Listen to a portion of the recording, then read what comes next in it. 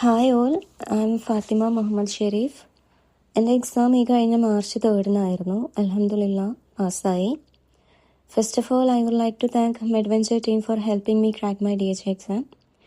എക്സാമിനെ കുറിച്ച് പറയുകയാണെങ്കിൽ എക്സാം കുറച്ച് ടഫായിരുന്നു. കാൽക്കുലേഷൻ സൈഡിൽ നിന്ന് ഒരു 10 to 15 ക്വസ്റ്റ്യൻസ് ഉണ്ടായിരുന്നു. അതേപോലെ തന്നെ മെഡിസിനൽ കെമിസ്ട്രി സൈഡിൽ നിന്നും 10 to 15 ക്വസ്റ്റ്യൻസ് ആയിരുന്നു. മെഡിസിനൽ കെമിസ്ട്രി എനിക്ക് കൂടുതലൊരു SAR ടൈപ്പ് ക്വസ്റ്റ്യൻസ് ആയിരുന്നു ചോദിച്ചത്. പിന്നെ അതുപോലെ കേസസ് ഉണ്ടായിരുന്നു.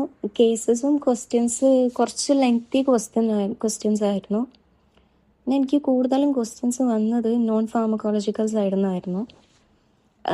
ചോദിച്ച ക്വസ്റ്റ്യൻസ് ഒക്കെ കുറച്ച് ട്രിക്കി ക്വസ്റ്റ്യൻസ് ആണ്. പിന്നെ എനിക്ക് കുറച്ച് ടാസ്ക് ആയിട്ട് തോന്നിയത് ടൈം മാനേജ്മെൻ്റ് ആണ്. ടൈം മാനേജ്മെൻറ്റ് ഇത്തിരി ബുദ്ധിമുട്ടായി തോന്നി. എൻ്റെ എക്സാം പ്രിപ്പറേഷനെ കുറിച്ച് പറയുകയാണെങ്കിൽ ഞാൻ ഫസ്റ്റ് തന്നെ ബേസിക് ക്ലാസ്സസ് ആയിരുന്നു കേട്ടത്.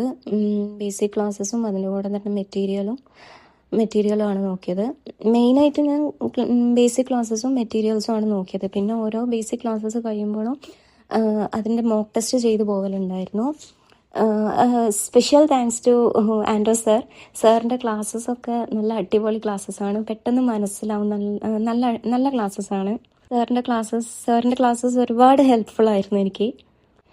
പിന്നെ ഞാൻ ഫയൽസൊക്കെ നോക്കിയത് എക്സാമിന് ഡേറ്റ് എടുത്തതിന് ശേഷമാണ്. ഫയൽസും എനിക്ക് കുറേ യൂസ്ഫുൾ ആയിരുന്നു.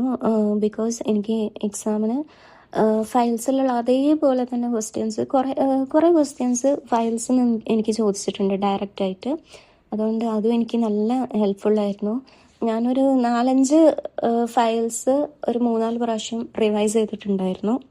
അതുപോലെ തന്നെ സാറിൻ്റെ മെറ്റീരിയൽസും ഞാൻ ഒരു 3-4 പ്രാവശ്യം റിവൈസ് ചെയ്തിട്ടുണ്ട്. സോ ഇനി എക്സാം എഴുതാൻ പോകുന്നവർ നല്ലോണം മോക്ക് ടെസ്റ്റൊക്കെ ചെയ്യുക. അതുപോലെ മെറ്റീരിയൽസ് നല്ലോണം റിവൈസ് ചെയ്യുക. അതുപോലെ ടൈം മാനേജ്മെൻറ്റ് ഇമ്പോർട്ടൻ്റ് ആണ്. ടൈം മാനേജ് ചെയ്യാൻ നല്ലോണം ശ്രദ്ധിക്കുക. So once again, thanks to Medventure team and Anto sir, and best wishes to all those who are preparing for the exams. Thank you.